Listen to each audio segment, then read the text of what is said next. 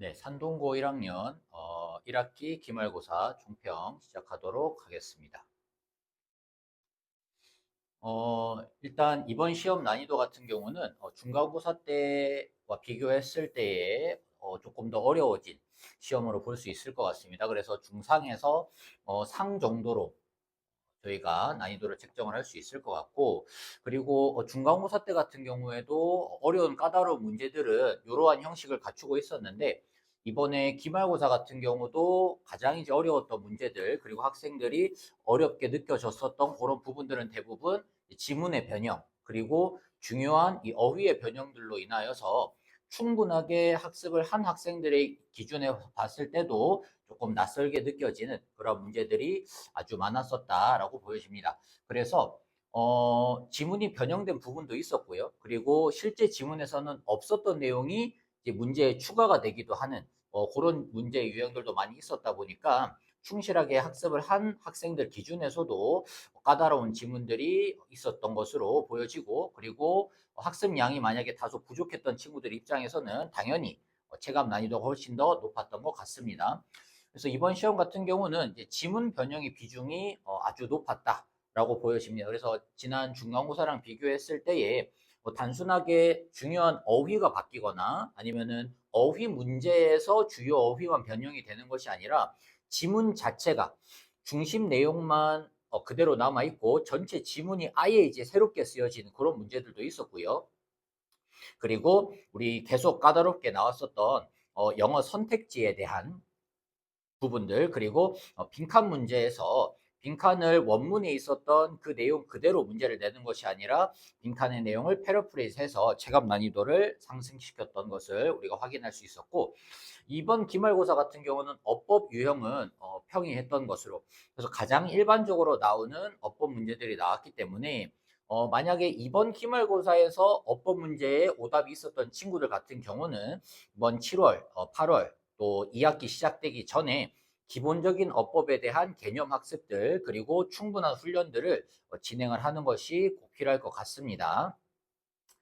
그래서 위에서 말씀드린 것처럼 지문이 굉장히 변형이 많이 되고, 그리고 패러프레이즈도 많이 이루어졌다 보니까 단순하게 지문을 암기하고 단순하게 여러 번 이렇게 읽어서 숙지하는 것보다는 실제적인 독해력과 그리고 이해력을 평가하려는 의도가 있었던 것으로 보여지고, 또 지금 단어들이 굉장히 패러프레이즈가 많이 됐는데, 우리가 고등학교 1학년 수준에서 알 수 있는 어휘들도 있었지만 또 일부 단어들 같은 경우는 사실 이거는 고등학교 2학년, 3학년 친구들도 이 단어를 알 수 있을까? 예를 들어서 요번에 빈칸 문제에 나왔던 뮤터빌리티 같은 단어들, 그런 단어들은 굉장히 어려웠기 때문에 그 단어를 정확하게 알고 문제를 풀어라, 아니면 앞으로 그런 단어들이 나올 수 있기 때문에 단어 암기를 무조건 많이 해라, 이렇게 가기보단도 문제를 우리가 풀 때에 어떻게 답을 찾아갈 것인지, 그 중에서도 어떤 식으로 소거를 해 나가야 될 것인지 하는 부분들도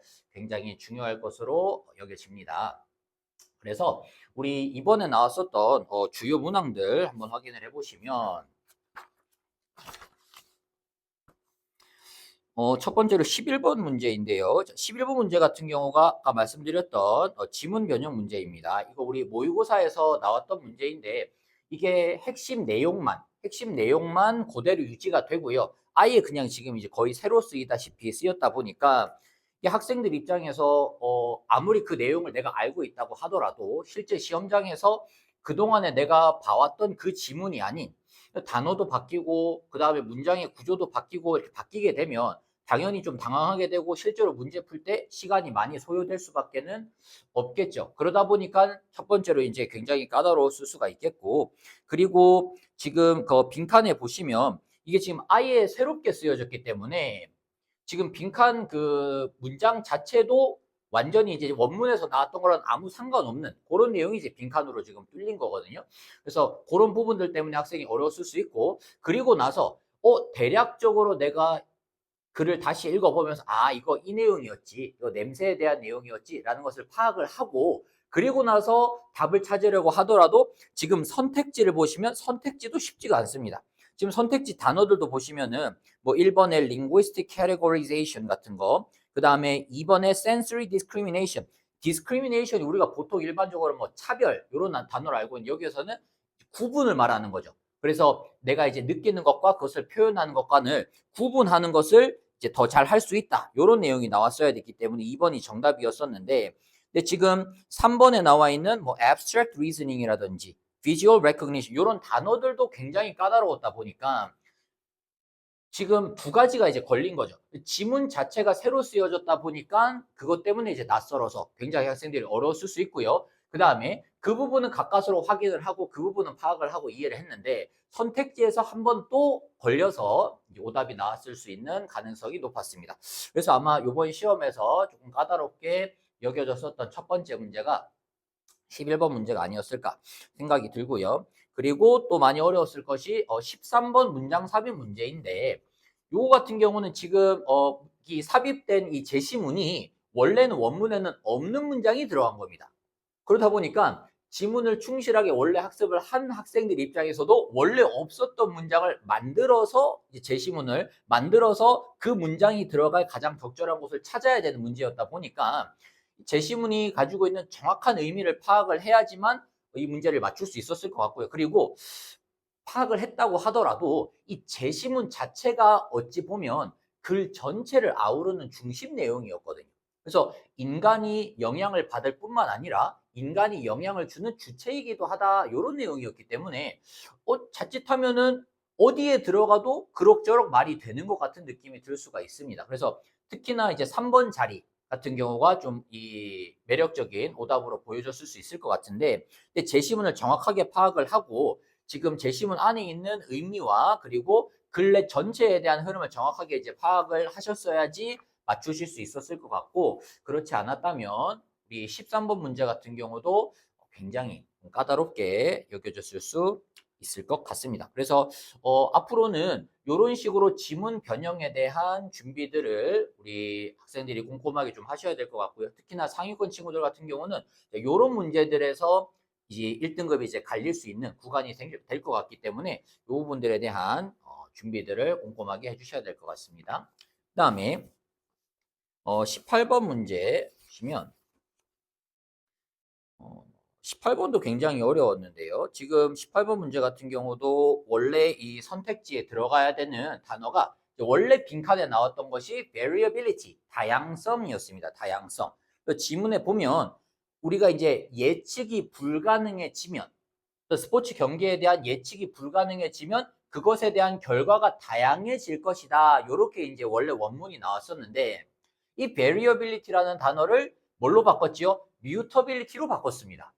근데 지금 이 문제 같은 경우는 굉장히 이제 까다로웠을 것 같고요. 그래서 첫 번째로는 variability라는 단어가 mutability로 바뀔 수 있다. mutability가 동의어다라고 알고 풀 수 있는 친구들은 많이 없었을 것 같습니다. 이거를 mutability가 다양성이라는 것을 이미 나는 알고 있었어요. 난 시험 보기 전 알고 있었다라고 하면 정말로 어휘 공부를 열심히 한 친구인데 일반적으로는 사실은 알기 어려워. 우리 뭐 2학년, 3학년 우리 선배들도 사실은 알기 어려운 단어일 것 같은데요. 그래서 이런 단어를 알고 풀기는 굉장히 어려웠을 것 같고, 그러면은 나름대로 선택지를 보고서 소거를 하고 그리고 나름대로 답을 찾아가야 되는데 또 지금 18번에 보면은 지금 그 오답들도 굉장히 매력적인 오답, 그리고 지금 선택지들이 굉장히 추상적으로 또 적혀진 이제 이 선택지들도 있다 보니까 4번 같은 경우에 보면은 원문에 variability가 나왔는데 실제로 지금 4번 선택지에 variability라는 단어가 나왔죠. 그러다 보니까 원문을 꼼꼼하게 학습을 한 학생들 입장에서는 그냥 생각 안 하고 바로 4번을 찍을 가능성이 있는 겁니다. 그런데 variability 뒷부분에 보시면은 완전히 틀린 내용이 나오기 때문에 4번이 정답이 될 수 없는데 학습을 한 친구들은 너무 자신 있게 보자마자 4번을 찍었을 수도 있을 것 같고요. 그리고 전체 흐름과는 관계없지만 1번 선택지 같은 경우에도 우리 학생들이 보기에는 매력적으로 보일 수도 있을 것 같습니다. 그래서 지금 18번 문제가 제가 생각했을 때는 가장 조금 어렵게 느껴졌을 문제가 아니었을까. 그래서 뮤터빌리티 같은 단어들 그리고 나머지 이 선택지가 가지고 있는 이런 특성들 때문에 어려웠을 것 같고, 앞으로 이제 이런 문제들이 또 출제가 될 가능성이 있기 때문에 이후에는 선택지를 정확하게 확인을 하고 그 다음에 완전히 확실하게 아닌 것들을 소거를 하면서 우리 원래 정답으로 찾아가는 그런 연습들을 계속해서 해나가야 될 것 같습니다.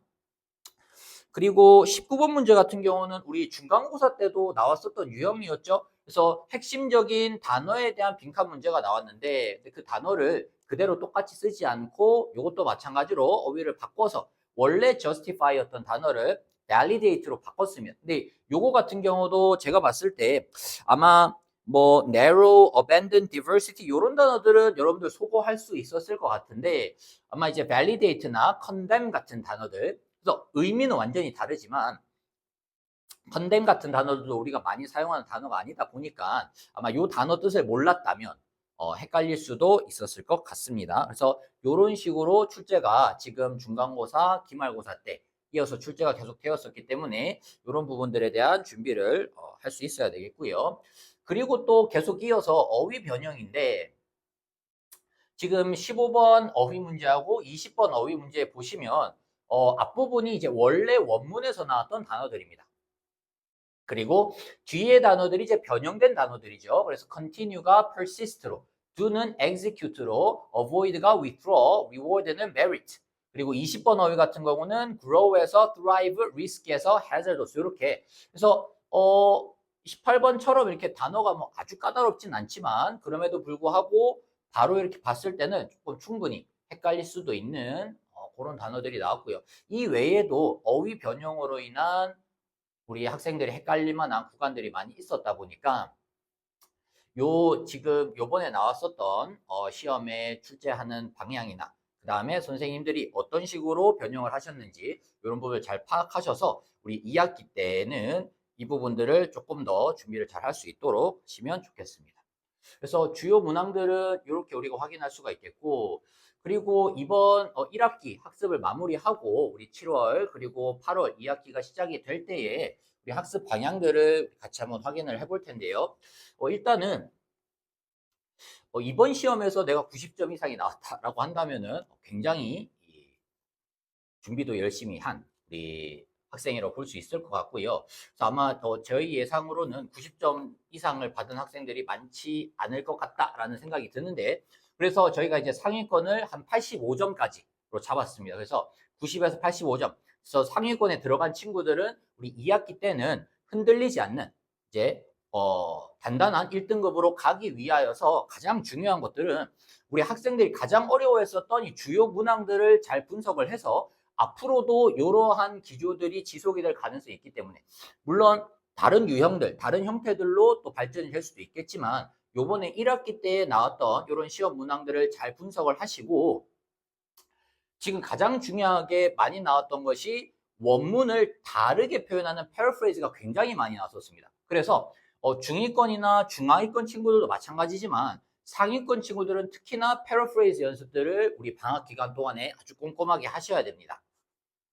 그래서 어떤 문장이 나왔을 때 그 문장이 정확하게 우리말로 어떤 의미인지, 그리고 이것을 영어로 어떻게 바꿀 수 있는지 등과 같은 다른 표현으로 바꾸는 이런 연습들을 꼼꼼하게 하시는 것이 중요하고요. 그리고 아까 우리 빈칸 문제에서도 보셨지만 영어 선택지를 그냥 한두 단어만 보고 아니면 내가 암기했었던 그 원문과 그 단어에만 의존해서 풀지 마시고 선택지를 끝까지 비교하고 그리고 선택지를 분석하는, 그리고 경우에 따라서는 소거하는 훈련들도 반드시 실천하시기를 바랍니다. 그리고 상위권 친구들 같은 경우는 다양한 변형 문제를 통하여서 실전에서 여러 가지로 나올 수 있는 그런 이제 이 경우의 수를 대비하는 것이 중요하겠고, 그리고 시간적인 압박 속에서도 정확도를 유지할 수 있도록 이런 부분들이 상위권 친구들에게는 가장 중요할 것 같습니다. 그리고 이번에 80점 초중반에서 70점 정도 이제 중위권에서 중상위권의 점수를 받았던 친구들의 경우에는 이제 2학기 학습을 하실 때 실수를 줄여서 상위권으로 들어갈 수 있는, 그래서 지금 지문의 핵심 내용을 자신의 말로 설명하는 연습이다. 이것도 사실은 어찌 보면 이제 패러프레이즈 연습을 하라라는 의미인데요.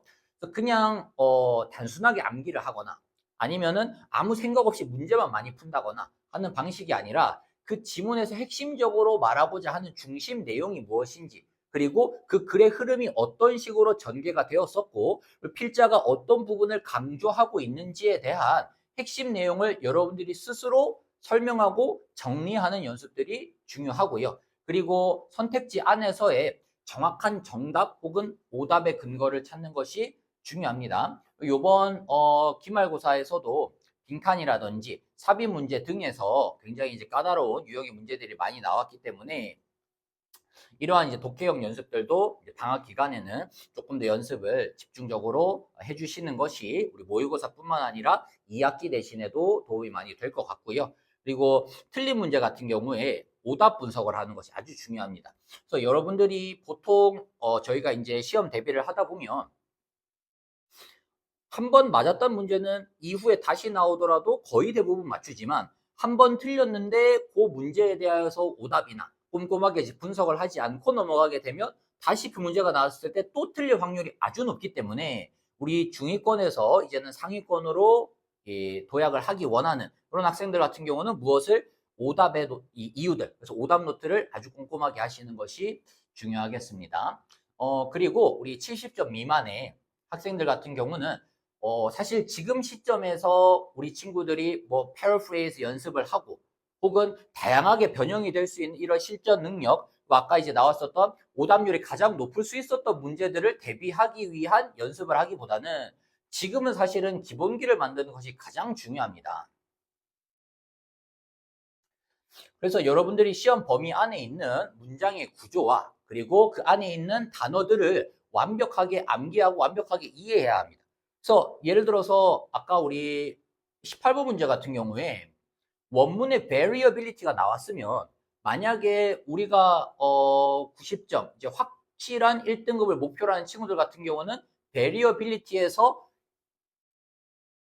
같이 퍼져나갈 수 있는 동의어나 반의어 표현들까지도 같이 잡아줘야 되겠지만 만약에 내가 60점대다 아니면 그보다 낫다라고 했을 때는 일단은 variability가 정확히 무슨 뜻인지를 아는 원문에 충실한 지문에 충실한 학습들이 중요한 것이죠. 그래서 여러분들이 지문 안에 있는 단어는 모르는 단어가 없도록 그 안에 있는 단어들은 반드시 꼼꼼하게 암기를 하고 학습을 하셔야 되고요. 그리고 핵심적인 어휘를 반복해서 학습을 하는 게 중요합니다. 이게 되어져야 이후에 나중에 이 동의어라든지 그 다음에 이 어휘들을 확장시킬 수 있는데 요 부분들이 안 되고 그냥 이 어떤 어려운 것들을 맞추기 위하여서 아니면은 상위권 친구들이 하는 학습 방식대로 그냥 따라가려고만 하면 겉으로 보이기에는 여러분들이 뭔가 하고 있는 것처럼 보이지만 실제로는 점수 향상이 되지 않을 가능성이 굉장히 높습니다.